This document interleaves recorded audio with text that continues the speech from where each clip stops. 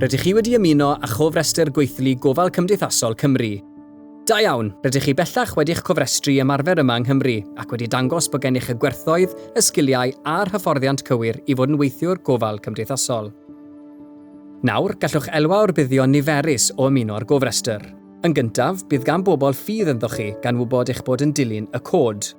Gall defnyddwyr gwasanaeth a'i teuluoedd ddibynnu ar weithwyr gofal cymdeithasol cofrestredig. Gall gyflogwyr ddarparu'r gefnogaeth a'r datblygiad sydd ei hangen arnoch chi. Byddwch yn derbyn canllawiau ymarfer sy'n benodol eich rôl chi. Bydd gwybod mwy amdanoch chi yn helpu gofal Cymdeithasol Cymru i gynllunio ffyrdd i'ch cefnogi chi. Fe'ch gwahoddir i ddigwyddiadau, cynadleddau ac ymgynghoriadau. Mae cofrestru am hyd at 2 blynedd gyda ffi flynyddol. Ar ôl hynny, bydd angen i chi adnewyddu neu bydd eich cofrestriad yn darfod sy'n golygu y bydd eich enw chi'n cael ei dynnu o'r gofrestr ac ni allwch ymarfer yn gyfreithiol yng Nghymru. Bydd eich cais am adnewyddiad ar gael i chi ei gwblhau ar eich cyfrif GCC ar-lein.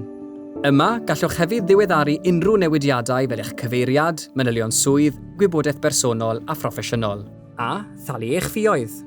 Gallwch hefyd ddefnyddio GCC ar-lein i gadw cofnod cyfoes o'ch datblygiad proffesiynol parhaus. Am fwy o wybodaeth, ewch i gccarlein.cymru.